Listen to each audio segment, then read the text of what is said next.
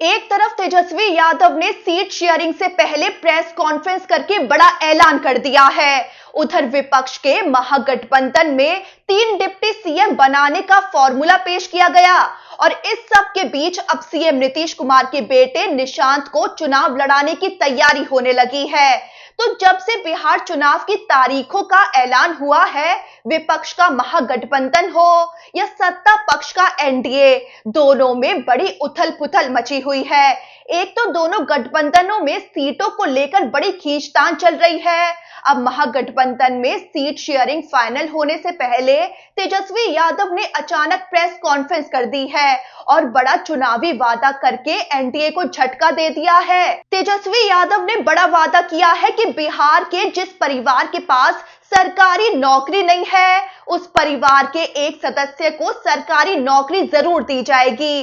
तेजस्वी यादव ने बड़ी बात कह दी कि सरकार बनते ही 20 दिनों में अधिनियम बनाएंगे और 20 महीने के अंदर बिहार का ऐसा कोई घर नहीं बचेगा जिसके पास सरकारी नौकरी नहीं होगी। इसी दौरान तेजस्वी यादव ने नीतीश कुमार की सरकार को घेर लिया।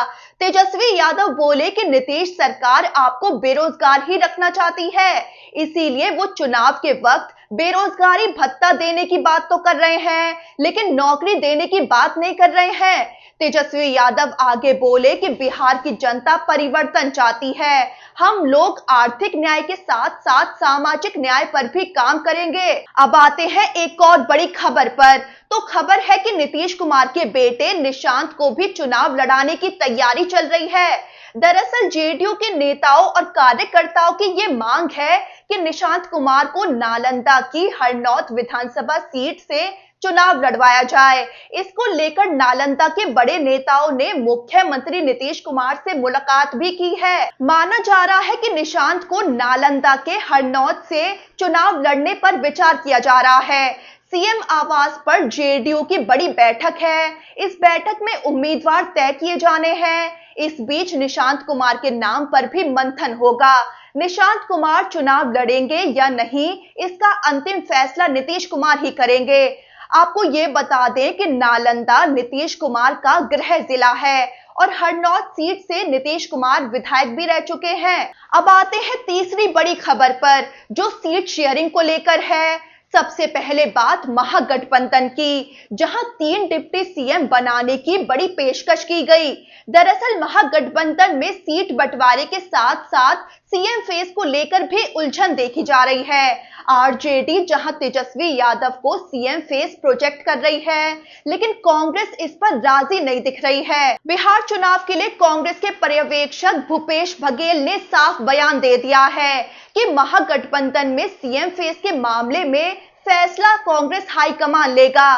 भूपेश बघेल ने तेजस्वी यादव की सीएम उम्मीदवारी के सवाल पर यह कह दिया है कि तेजस्वी यादव अपनी तरफ से खुद को मुख्यमंत्री कह रहे हैं, लेकिन हमारी तरफ से ऐसा नहीं है। भूपेश बघेल ने कहा कि गठबंधन के घटक दल मिलकर तय करेंगे कि मुख्यमंत्री का चेहरा कौन होगा। दरअसल कांग्रेस चाहती है कि चुनाव बिना सीएम फेस घोषित किए लड़ा जाए और इस पर फैसला चुनाव नतीजे आने के बाद हो। हालांकि आरजेडी ने प्रस्ताव दिया है कि सीएम पद के साथ ही एक डिप्टी सीएम पद उसका हो और सहयोगी दल कांग्रेस और वीआईपी से भी एक एक डिप्टी सीएम बनाए जाए। हालांकि कांग्रेस चुनाव से पहले सीएम फेस घोषित करने पर सहमत नहीं है। वहीं कांग्रेस ने एक नया फॉर्मूला भी पेश किया है, 3 डिप्टी सीएम वाला फॉर्मूला, जिसके तहत 3 डिप्टी सीएम बनाए जाएं, जिनमें एक दलित, एक अति दलित और एक मुस्लिम चेहरा हो। लेकिन इस दौरान वीआईपी प्रमुख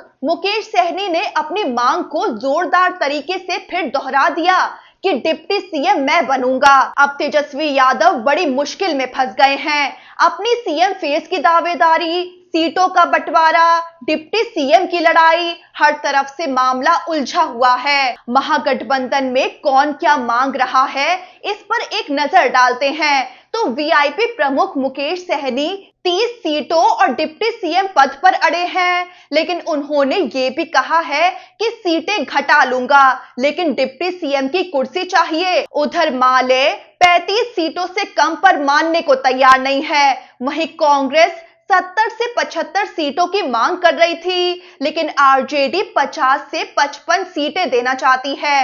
राहुल गांधी और तेजस्वी यादव की बातचीत के बाद 55 सीटों पर सहमति की चर्चा जरूर हुई, लेकिन पार्टी अब भी 10 सीटें और चाहती है। वहीं हेमंत सोरेन की झारखंड मुक्ति मोर्चा ने 12 सीटों की मांग की है, लेकिन उसे 3 से 5 सीटें ही मिलने की संभावना है। वहीं पशुपति पारस गुट की आरएलजेपी को आरजेडी के कोटे से 4 सीटें देने की बात कही जा रही है। अब चलते हैं एनडीए की तरफ। तो एनडीए के अंदर चिराग पासवान और जीतन राम मांझी की सीटों वाली जिद ने हाईकमान की नींद उड़ा रखी है।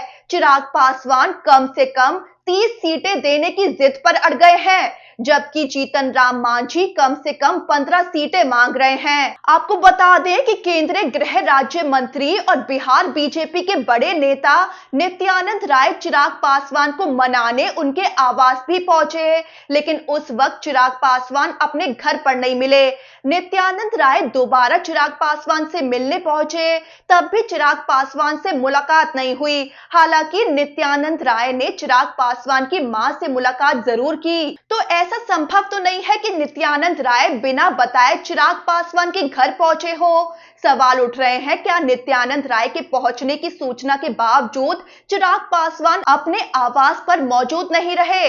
चर्चा है कि चिराग पासवान की पार्टी को 22 सीटें ऑफर की गई थी, लेकिन वो इससे खुश नहीं हैं।